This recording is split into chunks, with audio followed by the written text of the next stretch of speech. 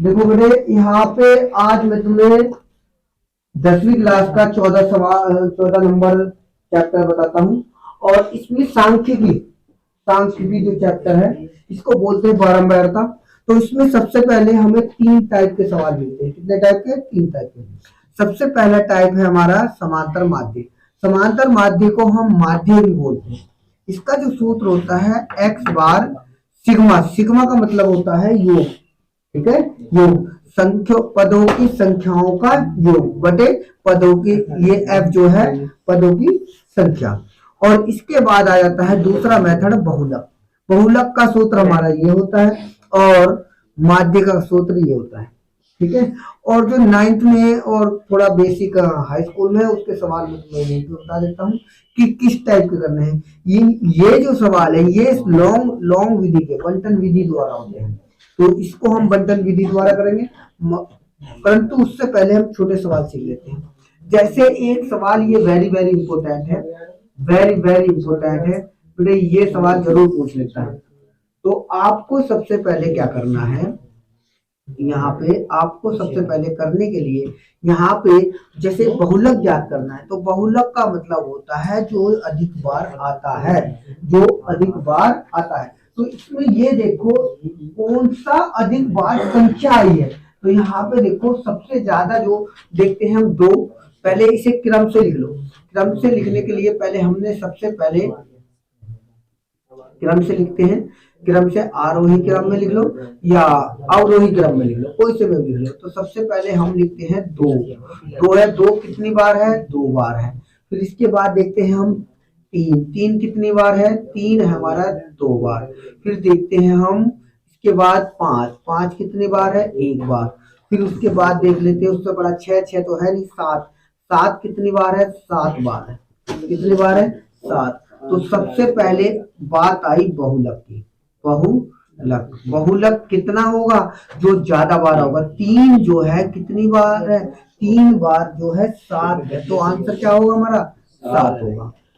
दूसरा, अगर वो पूछ ले कि माध्य बताइए या समांतर माध्य, माध्य बताइए या समांतर माध्य बताइए। ठीक है, तो आपको याद रखना है सूत्र होता है पदों की संख्या। पदों की संख्याओं का योग, पदों की संख्याओं का योग बटे पदों की संख्या, बटे पदों की संख्या। ठीक है, आ जाता है 1 नंबर का, जरूर आता है इनमें से। तो देखो यहाँ पे पदों की संख्याओं का योग, इनकी संख्याओं का योग। तो जोड़ दो यहाँ पे 2 + 2 + 3 + 8 + 7 + 7 + 7 + 7 बटे कितने हैं? 1 2 3 4 5 6 7 8 8। अब इनको जोड़ दो। ठीक है, देखो 7 क्या 21, 21 आ गया, प्लस इसको जोड़ो 4 और यहाँ पे आ जाएगा कितना? ये 11 बटे 8। ऐसे जोड़ सकते हो या एक साथ जोड़ के लिख दो। अब इसको जोड़ दो, यहाँ 1 और 4 5 और 1 6 और यहाँ पे बचा 1 और 2 है ना। तो कितना आ गया? 2, 26 आ गया। क्या जोड़ के दे लो, 36 आएगा। 1 और 2 3 बटे 8। बेटे कट जाएगा, ये 8 से कट जाएगा क्या? 8 से नहीं कटेगा। वैसे 2 से काट लो, है ना, है ना। कितनी बार? 18 दूनी 36 और 2 से काटोगे 4। फिर यहाँ पे 2 से काटोगे, ये 9 से काटोगे तो 9 बटे कितना आ जाएगा? 2। ये आपका आंसर। मगर यहाँ पे एक बात याद रखना, कभी बटे में नहीं आते सवाल माध्य का। आप पॉइंट में लिख लेते हैं, भाग कर लेंगे तो ये आ जाएगा 4.5, क्योंकि 9 का आधा जो होता है वो क्या होता है?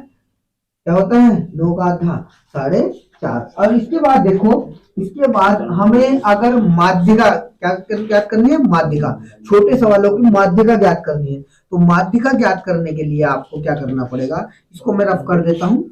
ठीक है, यहाँ पे देखो इसको रफ किया मैंने। और माध्यिका, माध्यिका देखो, माध्यिका, माध्यिका जो होगी, माध्यिका ज्ञात करने के लिए ट्रिक बता रहा हूं मैं। वैसे तो ऐसे करते हैं, पहले इसमें देख लेते हैं कितनी संख्या है। अगर सम संख्या है तो ये वाला सूत्र लगाते हैं। यहाँ पे पहले सूत्र से बताता हूँ मैं तुम्हें, ठीक है, पहले यहाँ पे फिर ट्रिक भी बताऊंगा। तो यहाँ पे ये देख लेते हैं 1 2 3 4 5 6 7 8, तो सम संख्या है। क्या है? सम संख्या के लिए सूत्र होता है n/2 पद प्लस, ठीक है, n/2 + 1 पद। ये सूत्र भी इंपॉर्टेंट है, ये देख लेना। ये बहुलक बराबर 3 गुणा माध्य का और माइनस के, ये सूत्र जो इम्पोर्टेंट है बराबर, है ना। तो ये मैं इसको रफ कर रहा हूं जगह लेने के लिए। अब देखो यहाँ पे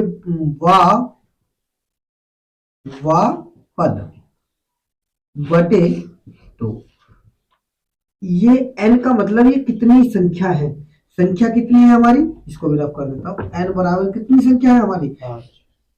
6। 1 2 3 4 5 6 7 8, 8 है, कितनी है? 8।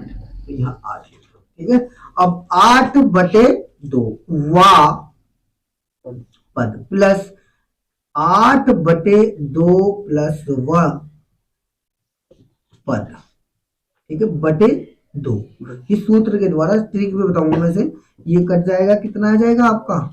4 वा पद प्लस यहाँ पे ये काटोगे कितना आएगा? 4 अरे 5 वा पद बटे कितना आएगा? 2। अब देखो वा पद का मतलब कौन सा स्थान है, चौथा कौन सा स्थान है? 1 2 3 4, ये चौथा स्थान, और 5वां स्थान कौन सा हमारा? ये। तो यहाँ पे जो है 3 + के 5 बटे 2, जोड़ दो इसको, कितना आ जाएगा? 8/2, काटोगे कितना आएगा? 4। ये आपका आंसर। दूसरा तरीका मैं तुम्हें बताता हूँ, शॉर्ट ट्रिक। अगर माध्यिका आपको डायरेक्ट ज्ञात करनी है, मान लो ऑब्जेक्टिव में आ गई, हाई स्कूल के ऑब्जेक्टिव 20 बन गए ना, तो डायरेक्ट निकालने के लिए आपको ऐसे याद रखो, मान लो कहीं ये कुर्सी रखी है, कुर्सी कि इनके इतने स्थान इस पे, इतने कुर्सी पे बैठे और इतने ये बच्चे इतने बैठे, ठीक है। तो आपको स्थान बदल लो बस। यहाँ पे देखो, यहाँ पे 3 मैंने स्थान इधर छोड़ दिए, 3 कुर्सियां इधर छोड़ दी और 3 सीट इधर छोड़ दी, मतलब 3 व्यक्ति इधर छोड़ दिए, 3 इधर, मान लो ऐसी कोई संख्या छोड़ दी मैंने, 3 इधर 3 इधर, तो बीच में क्या बचा हमारा? 2 संख्या बची। उन दोनों संख्या को जोड़ो, उन दोनों संख्या को जोड़ो, बटे क्या कर दो? 2, और यहाँ पे आ जाएगा 8/2, काटोगे कितना आएगा? 4। अगर मान लो इसमें से, भाई ये तो उसके लिए सूत्र है, अगर मान लो इसमें से अगर संख्या, एक संख्या कम हो, 7 संख्या हो, तो आप कैसे करोगे? आप करने के लिए यहाँ पे वो और भी आसान होगा। तो आपका माध्यिका जो होगी, माध्यिका जो होगी यहाँ पे, ये कितने हैं? ये 3 और 3 इधर, तो कितने हो गए? बीच में क्या संख्या बची? 3। ये आंसर आ गया, ठीक है। ये है इसकी शॉर्ट ट्रिक। इसके छोटे छोटे मैं सवाल बताऊंगा, अभी बताता हूँ,